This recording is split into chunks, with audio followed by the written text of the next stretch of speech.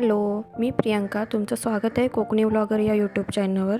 तुम्हाला आजचा दिवस आनंदात जावो हीच बाप्पाचरणी प्रार्थना. चला तर मग आजच्या व्हिडिओला सुरुवात करूया. तर आजच्या व्हिडिओची सुरुवात ही सकाळच्या रुटीननेच शेअर करते तुमच्यासोबत. तर इथे तुळशीसमोर छानशी रांगोळी काढले. आज 1 फेब्रुवारी असल्यामुळे गणेश जयंती आहे, त्यामुळे बाप्पाची इथे छानशी पूजा करून घेतली. बाप्पाला खोबऱ्याचा आणि गुळाचा नैवेद्यसुद्धा दाखवला आहे आणि संध्याकाळीच म्हटलं गोड काहीतरी घरी बनवेन, म्हणून मग आता फक्त खोबरं आणि गुळाचा नैवेद्य दाखवून दिला.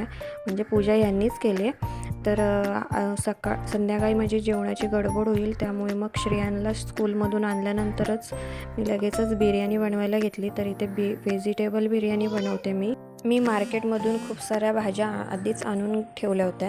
त्यात गाजर, फ्लॉवर होता, बटाटा, वाटाणा, भोपळा, मिरची, कांदा, टोमॅटो, असं खूप साऱ्या भाज्या होत्या.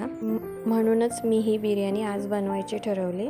तर इथे मी कांदा आणि काजू फ्राय करून घेतले. त्यानंतर मग त्यात गरम तेलातच जिरं आणि खडे मसाले जेवढे माझ्याकडे होते ते सगळे टाकून दिले.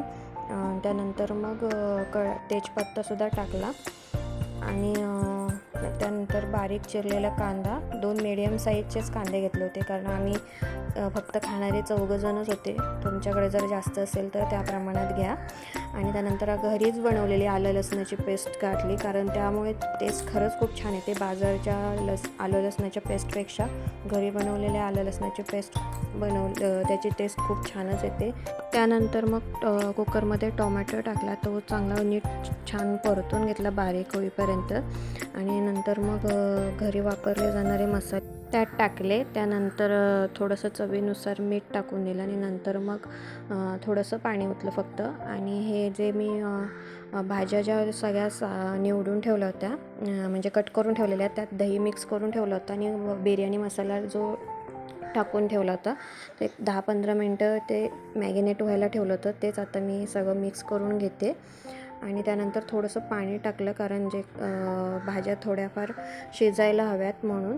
तर इथे 80% भाज्या शिजून द्यायच्या. बटाटा जोपर्यंत व्यवस्थित शिजत नाही तोपर्यंत थोडं शिजवून घ्यायचं आणि त्यानंतर मग थोडं पाणी ठेवायचं भाजीमध्ये. आणि मग मी भात आधीच शिजवून घेतला होता. फक्त भातामध्ये मीठ आणि थोडंसं तूप घालून शिजवून घेतला होता. तोच आता मी कुकरमध्ये टाकला आहे आणि त्यानंतर त्यावरती तूप आणि कोथिंबीर, फ्राय केलेला कांदा आणि काजू असं सगळं पसरवून दिलं. आणि त्यानंतर मग कुकरचं झाकण लावून दिलं. थोडंसं चवीनुसार, म्हणजे एक चिमूटभर मीठ टाकून दिलं. त्यानंतर कुकरचं झाकण लावून दिलं आणि लो मिडियम गॅसवरती 1 शिट्टी होईपर्यंत कुकर ठेवून दिला. आणि 1 शिट्टी झाल्यानंतरच मग मी कुकर बंद करून घेतला. तर इथे माझी अशी बिर्याणी तयार झाली आहे. तर मी आता कुकर इथे थंड करायला ठेवला आहे. तर आता संध्याकाळचे 5 वाजायला आले तरी मग आमचं कॅलेंडर काही चेंज झालं नव्हतं. एवढा बिझी डे जात होता आमचा.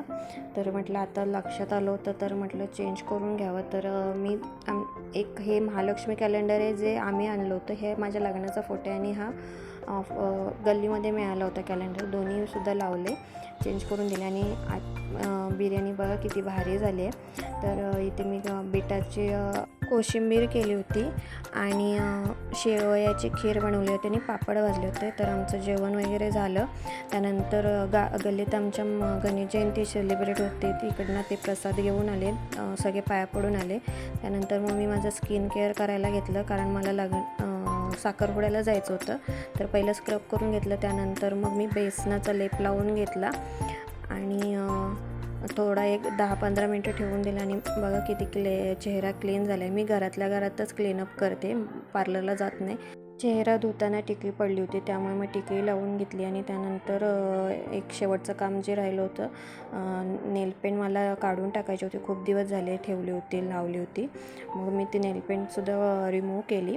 आणि त्यानंतर मग मेहंदी काढायला घेतली.